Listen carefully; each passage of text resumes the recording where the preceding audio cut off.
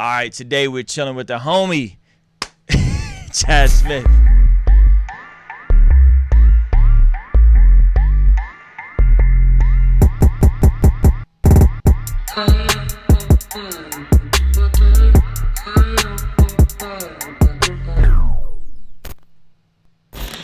Hey, yo, what is going on? It is Ruslan with KingStreamENT.com, encouraging, empowering, inspiring you to live out God's dream for your life.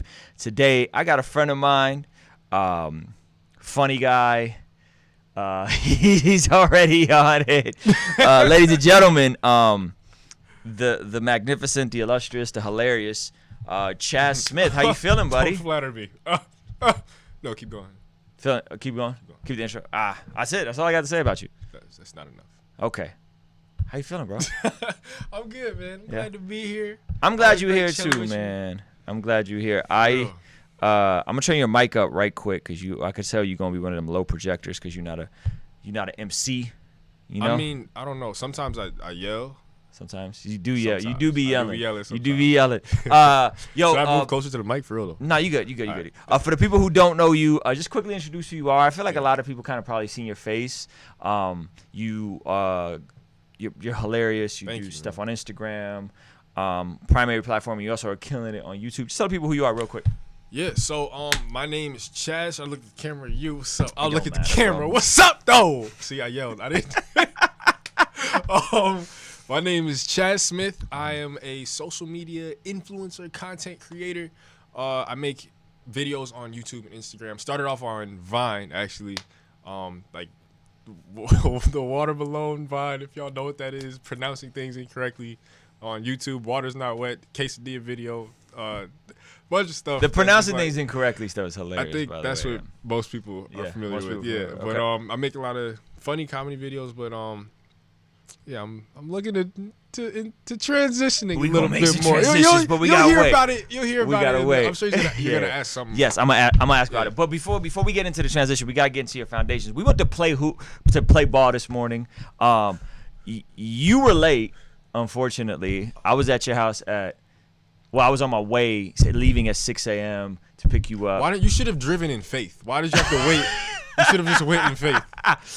You I really wait for me to respond. I was up at 5:30. You know what it was? Is that I saw John Keith post something. I woke up. I'm not John Keith. No, but I saw him post something and it said like 4 hours ago on Instagram. It came up as 4 hours ago. And so I was like, this fool was probably up to like 1 or 2 in the morning. He's not gonna come hoop. I was, but I was halfway to the court. You hit me back. I turned around. I got you. We were a little late, but it was still okay. We played basketball today, and I've played with you once before. Me, you, and Montel Fish played. I was real sluggish that day. Yeah, bro. I was like, oh man, like I was guarding you that time, and I was fresh off my knee surgery. So, you definitely worked me, but I felt like I kind of hold my own with Chaz. And then today, thankfully, to the grace of God, we were on the same team, and I legit forgot how freaking good you are at basketball. Thank you almost dunked on somebody today. Almost. Not today though. I played last week and hurt both of my ankles, but I still dunked on somebody that day. You dunked on somebody? Yeah, and then like the week before that, I was at Venice Beach and banged on somebody else. So today I had a chance, but my legs just gave out. I wasn't with it. I was on like a few hours of sleep. Yeah. No food in the tank. Well, I had the baked ziti from yesterday. It's still metabolizing. So anyway, an interesting fact about you, which I don't think a lot of people know, is that your dad played basketball at a very elite level, and you could have followed in those footsteps. Could you talk about that a bit? Yeah, so my father played in the NBA for 10 years, from 88 to 98. Oh, wow, those were like the golden years. Yeah, man, he was playing against Jordan. Yo, that's crazy. Yeah. Who did he play for? He was drafted to the Clippers. Okay. Played there for 2 seasons, I want to say. 2 or 3, and then he was with the Knicks for 4. Okay. And then let me check my math. And then he was with the Spurs for the other 2 or 3 years, right? That's correct. 3, 4. Yeah. Were you born when this was? He retired right before when I was like 3.5. So I barely remember. So you didn't really get to like experience going to the games and seeing your dad on the court like that. two vague memories. I remember one time I met Allen Iverson in the stadium, and then You met Allen Iverson? yeah, and then Wow. Jordan twice. You met Jordan? I'm in Shaq once also. But What? like, there's a bunch of people, but I don't. I have just only have like vague memories of a few people. Yeah. But yeah, man, it was growing up with my father playing professional basketball. It was a lot of pressure for me because, of course, he wanted me to play. Yeah. I don't think I would have. Was he on some like LeVar Ball, Yo, like nah, conditioning not y'all like hella that. early? No, it wasn't like that at all. It was like he wanted me to play and then expected me to like just be good. Yeah. Like, immediately. Yeah. That's what it felt like at least. But Yeah. not only him, but there was a lot of pressure from other people. Like always asking me like, you gonna be tall like your dad, play like your dad. Are you like, as blah, tall as blah, your dad or taller than your dad? Same height? I'm about 6'3". He's like 6'10". Whoa, your dad's 6'10". Yeah. What position did he play? He played small forward through center. Oh, okay. He was like a big. Yeah, he can handle the ball for real. Whoa. Okay. So then how? Y'all How- look up highlights on YouTube. If you look, there's a clip of him scoring 52 points on the Clippers. What's your dad's on name? YouTube, Charles Smith. Charles Smith. Yeah. We're gonna look that up. I'm about to look that up as soon as we're done doing this. So your dad plays in the NBA. There's an expectation of you to go to to an elite level. Yeah. How far did you get? I played all throughout high school. Okay. And there were like 3 or 4 times where I was just like I didn't want to play anymore, so I was tired of it. I kind of felt like I was somewhat pushed into it when I was really young. Like when I was 8, my dad made me go to Seton Hall University basketball camp, and I hated it. Really? Yeah. And then the next year I came back though, and I was like one of the best players at the camp, so that was cool. But This is in Jersey because This you is grew in up in Jersey. Jersey, Yeah, went to yeah, high yeah. school in Jersey. Right. Okay. Um, So then, yeah. you're playing in Jersey and you Right. go through high school I there. did the AAU thing, like middle school, high school, but I never really liked practicing on my own. I kind of played 'cause I just wanted to play with him. Uh-huh. But he was like always he didn't really like make time to work out and practice with me, and when he did, it wasn't fun. I just wanted to play with him, you know, like Yeah, I mean he's scoring 52 in the league. Like he gonna run you, he gonna work you. No, like he would. I remember. Hey, Dad, if you're watching this, sorry for putting you on blast. I know it's in the past, but I mean, this is my experience for real. So, I remember being in like, I don't know, just real young, like preteen, teenager, or whatever, or no, before, when I was like really young, Yeah. preteen for sure. It would be like Saturday morning. I'd come downstairs, be like, hey, Dad, you want to come play like horse with me or out or something outside? He'd be like, practice for 2 hours first. I'm like, yo, okay, so I got to earn. We're running time, suicides. like- We're running No, suicides. he would never, like, so look, anyway, after like being outside for hours and just being pissed off, finally comes out, smacks me, like just dusts me off, and then walks back inside. I'm like, yo, what? I don't even. That wasn't what? Why am I? So you play, you play up until senior year of high school. Yeah, I played all the way through senior year. I played for 2.5 years at one high school. Okay. And then I transferred because I felt like I would be more likely to get to a better school to get to a better college if I transferred to this other school. And so I transferred in halfway through my senior year, and by the end of my halfway through my junior year, end of my junior year, I knew like I'm done. I don't want to play anymore. You knew by your junior year of high school I that you were like, done. I don't want to do this anymore. Because I dreaded it. I hated it. Like there was no passion in it. I didn't even like spend time practicing outside. I just didn't want to do it anymore. Yeah. But I didn't want to quit, so I finished my senior year and I didn't really enjoy it. But after that was over, I was like, yo, Dad, I'm not playing in college. Did you start? Nah. Okay. So you really kind of like just not. To be fair, the team I was on was like they were number 1 in the country my first year, and then like top 3 in the country. It was at St. Anthony's. Yeah. Okay. So you essentially had the chance that had you put in the extra effort and like, went the extra mile, you could have. No, when the day I told him I didn't want to play anymore and I was done for good, because I said it before and he was just like, I'll come. Kind of just, I guess he thought I'll come back or whatever. But that day after in my senior year when I said I didn't want to play anymore, he was like, man, I really feel like you could have went to the NBA. And I was like, now you tell me what? Oh, you didn't have that affirmation. You didn't believe that. Yeah, it was affirmation was a huge, or the lack of affirmation was a huge thing. Okay. For me, like looking back at it. Yeah. A different generation too, though. Like they're coming from a way different generation. I wouldn't say that because, like, look at LeVar. You know, like he's a lot of it is an act, but like he really, but like also, like I gotta consider like my dad. I'm saying a lot of stuff. I'm being like real open, but I'm gonna be vulnerable about myself in a minute too. Dad, I'm not putting you on blast. Just be honest, all right? No, but like my father's relationship with his father was like nothing. There wasn't really anything there. So I can't have like these. I can't place these expectations on him to be like, you know, a certain level of whatever. Sure. But, no, that makes sense. That makes sense. So you made the conscious decision.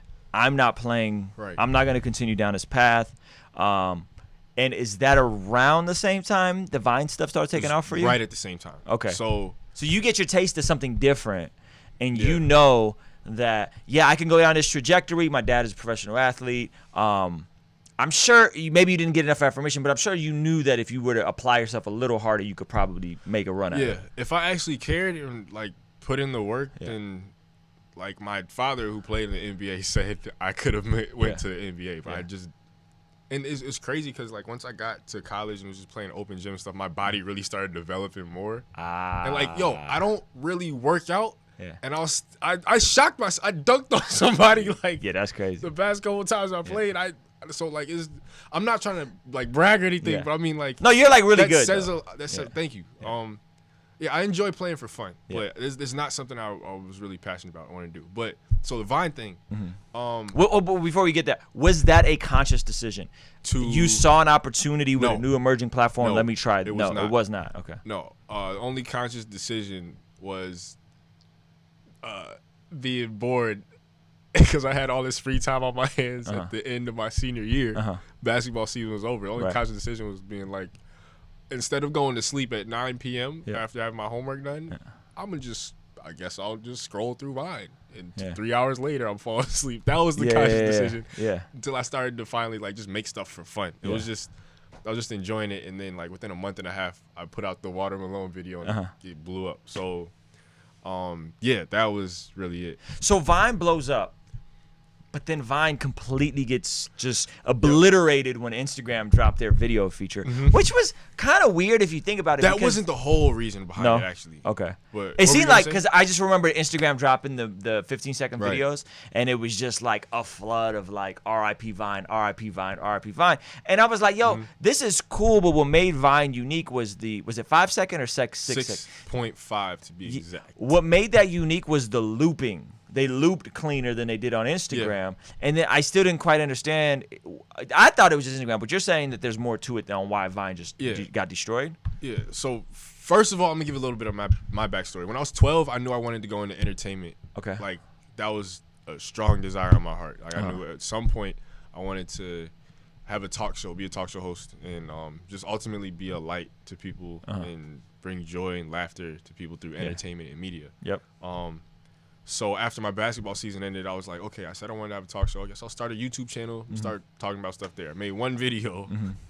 It was cool, but then it was just like, is it still up? Huh? No. I have it. I have it saved. I gotta see it. So cringeworthy. Oh my gosh. Yeah. But that's how you get on though as an entertainer. You get on by doing cringy stuff. Like if you look at some of the most popular Viners first, like there's a compilation of King Batch's first 100 Vines, and there's such a huge difference. Between like those videos and where he's at now. It's crazy. So you started YouTube. Started the YouTube channel, made one video. Even before then, like I saw my older brother yesterday. I just told him like I realized that I probably wouldn't have spent so much time making videos or going into this like I did if it hadn't been for him opening up photo booth all the time. Like after school, we'd open up photo booth and make random videos together just for fun. And so that was where I got a taste for it. I remember doing a video project in 7th grade. That was fun. And then I did like a music video parody with my little brother and cousin. Another time. And then like once Vine came out, that's when I just really started expressing it. And it was easy because the videos are so short. Right. So were you still doing a little bit of YouTube, or you're like, I'm going all in on Vine? I wasn't really conscious about it. I was just like, okay, I made one YouTube video. Vine is fun. Why do I have 50,000 followers now? Like that was what happened. Oh, crazy. Now Vine ends up falling off, right?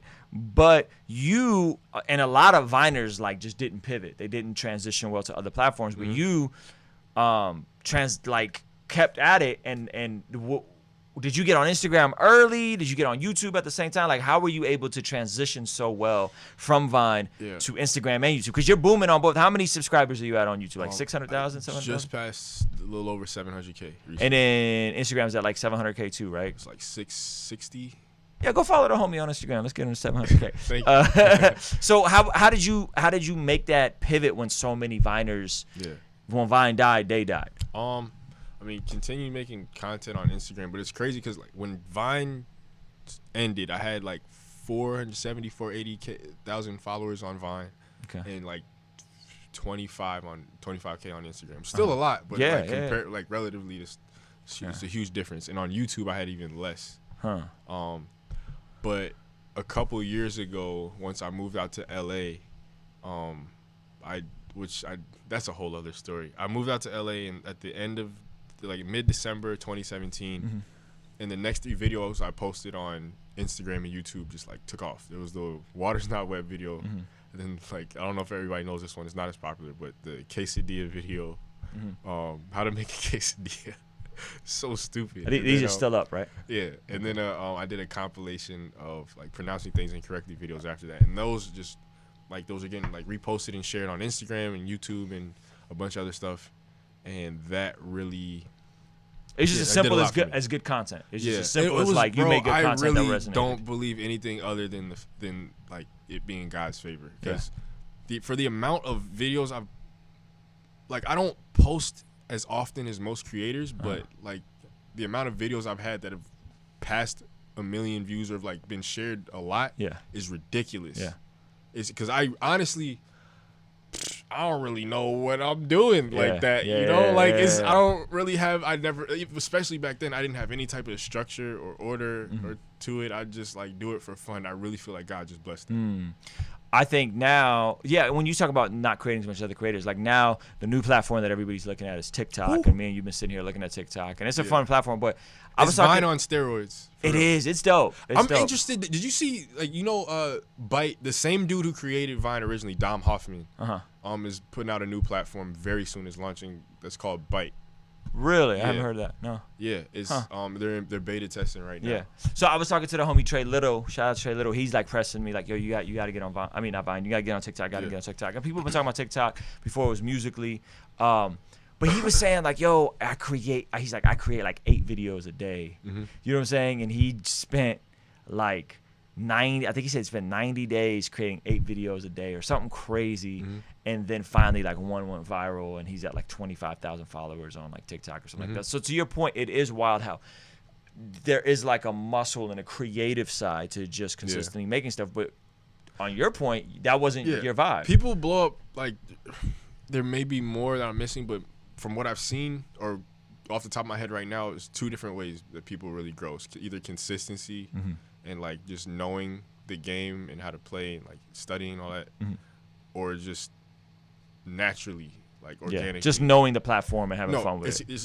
It's either like having there's like kind of 2 different sides to it. On one side there's like your knowledge of what works and like the very practical aspect of like being consistent and like just putting it out at the right times and all that stuff. And then there's just being like naturally funny or talented or whatever. That side for me has been, because I have not been consistent or really studied and researched like I should, but regardless, I've seen a lot of growth and success from what I've posted. So, but when you are able to marry those 2 really well, like people shoot up like crazy. That's dope. So me and you worked on an Old Spice commercial. Yes. People saw you rapping a little bit. Can we expect, not necessarily more Old Spice raps, but like you're passionate about music as well, which I think was cool is that you're creating these audiences, and not everybody's going to necessarily be there to check everything you're doing, but that there's these bases of things that you can pivot and shift to. You know what I'm saying? What are you hoping to get into next? Next, I just want to focus on consistency with YouTube. Really, let's go. That's it. That's like just really. I'm really learning right now to just take it one step at a time, both like practically and mentally. Especially mentally, because my mind will go to when I start to try to order and structure and schedule stuff out. then I overthink. When I don't schedule or structure anything out, then I'll just like post randomly. When I'm not thinking, it's either I'm not thinking about anything and just doing whatever, Right. or I try to schedule and plan, and then I'm like overthinking. Yeah. Like, okay, wait, what's the next? Because I know like I have one video to put out next. Like I know what's supposed to be put out next, what I need to be working on next. But then I'll think like, all right, what about the next video after that? And what about the promo for that video? And what time does it need to be like put out? All right, and the editing. And how long is that going to take? And blah, blah. And I just like think myself into a hole to the point where I just procrastinate. The dope part about what you do is that you are actually a good filmmaker. Thank you know how to handle a camera. You shot videos for Montel Fish. You edit all your own stuff. Yeah, I did and so people might filmmaking in college, so that it helped a lot. Got you. Because people might see your stuff and be like, oh, it's like, you know, viral Instagram clips. But then like you're like really a filmmaker. You know what I'm saying? So I think this is what stands out to me is that what you've done is you've leveraged your natural talent mixed with God's favor and timing and all these different things to build these platforms so that there's an audience there that you could potentially introduce them to other stuff. You know what I'm saying? You can curate, like we were talking about, you curating playlists because you have great taste in music. You're doing TV stuff. You did the Nickelodeon thing. What was that? Can you talk about that? So yeah, they reached out for me to do a promo for the new season of All That, season 11. Dope. And like a vlog for them. And then my manager, who's so awesome, she got me an interview, or not an interview. She got us a meeting with some people at Nickelodeon to just talk about doing more stuff. And I ended up doing a promo for them for the Kids' Choice Sports Awards. And that's really all that was. But I guess that's hopefully a growing relationship. Yeah, I mean, Nickelodeon, Old Spice, they consistently going viral on Instagram, YouTube, right? You're doing all these different things. Are we gonna get some music? Yo, I've been writing music. There was a point after I moved to LA where I was just like, I'd never been depressed before, but I got really depressed and like just in prayer. I just felt God moving me to write, and that was like part of the healing process. Writing music. Yeah. Dope. And like about some serious, deep stuff that it's also pretty straightforward and relatable. I definitely want to put out an EP. Probably sometime next year. That's something I want to at some point. Focus on music. For just, I don't know, at least a few months to see what happens. Or at least just to share that with people.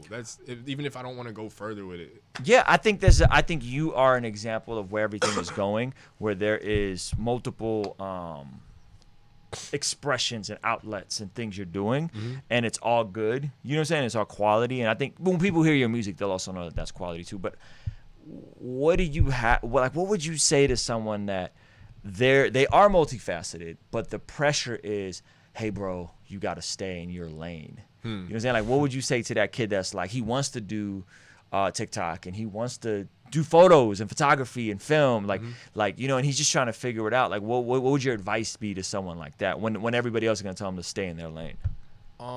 First, there's a few ways to answer this really.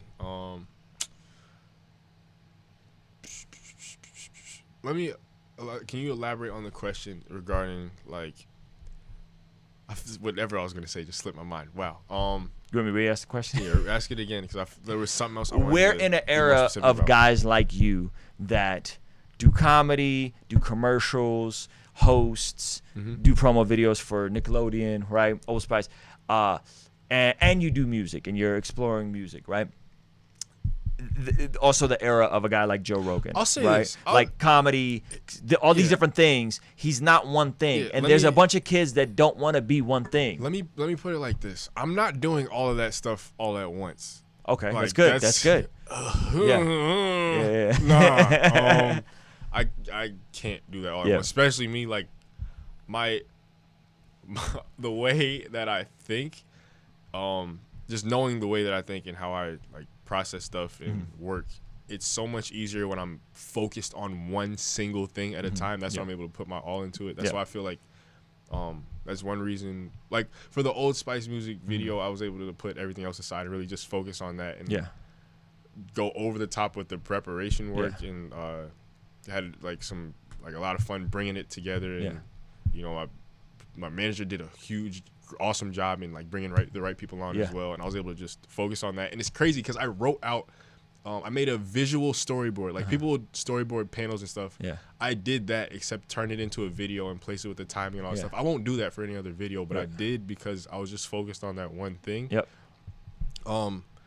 So I'd say, for me personally, I know that there's a bunch of things that I want to do, but I can only do one thing at a time. So I did recently was write down on a piece of paper all of the different types of like aspects of entertainment, because entertainment media, that's my lane. I do want to stay in my lane. Sure. Like that's where I believe I'm called to be anyway. Sure. But vocationally, that looks different in every season, like what you're actually doing about it, how you're going about that. So I wrote down all the things that I want to do, like YouTube, movies, both in front of, behind the camera, doing music, traveling and speaking, writing books, like a bunch of stuff. Yep. And I sat down with a friend, and he helped me like just prioritize what is most important now, and what can be put to the side and just dropped. Like, don't even think about it. Yeah. Because if I'm thinking about that stuff, it'll draw me away and keep me from being focused on just the one thing I'm doing. So right now, my focus is YouTube, and and he helped me see how everything will come through that anyway. Yep. Once I build that platform, then I'll be able to drop a music video on there or something, and that'll be part of the video content, or doing something else. So for people who feel like to respond to other people saying stay in your lane, do your best to ignore them while actually considering, what am I really. I feel like it's a combination between what you're passionate about and what's on your heart. So this is especially for creatives, in particular, and what you're good at, and what you believe you're called to do. I think like your passion, what's on your heart, and what you're called to do, it can be similar. Though they often overlap, but not always. I love it. Seek wisdom from other people. It sounds like you're saying master one thing at a time. Take it one thing at a time. Take it one thing at a time. I mean, that's speaking from just what I'm learning right now. I'm only 24, man. I don't know that much. Yeah, but the people ask me this all the time. Like, Ruslan, like, why is this not on the podcast app? Like, why are this da-da-da? I'm just like, look, I'm just focused on YouTube. These just go up on YouTube, and eventually I'll scale back and I'll throw them back on the iTunes podcast, Spotify podcast. But it's the same exact thing. I'm just focused on one platform, and before that I was doing an album, and I was just focusing on that. I had enough content stored up. So I think what you're saying is totally spot on. Focus on one thing at a time. Donald Glover is a great example. Where he does all these different things, and then you look back and it seems like he's doing all these things all at once, but no, he's just taking it one step at a time. Yep. One that's good. Singular focus. Even Kanye's like that. Yeah. From clothing to music to like whatever. Now he's just seeking God and seeking to travel around and just bring the gospel to different cities using his influence to like that's huge. Dope. Also, something that came to mind, something that's helped me a little bit is just making a practice or being conscious enough to check when something makes me when I'm feeling anxious or stressed or I'm starting to worry or overthink. And that will all usually I can draw a line back to, especially with just other people's opinions or when I'm focused on other things, when I just stop and consider, all right, why am I stressed out? Why am I feeling anxious? Why am I that's good. Whatever. That helps me just recenter myself in what I need to be focused on. And what could just fall away. Especially when people with opinions, comments, reading through stuff on under my videos. I could imagine. I mean, with the amount of followers you guys, I can imagine. Bro, we're gonna have you on again. Make sure you guys are subscribed to Chaz's YouTube. It's freaking hilarious. Leave a comment with your thoughts, man. What do you guys think in terms of this whole thing of transitioning from different things that you're passionate about? Like, is this something you struggle with? Is this something you feel confident in? Do you feel pushed to stay in your lane? Thank you for being honest, bro. Yeah, absolutely. My name is Chaz Smith. Go subscribe and all that.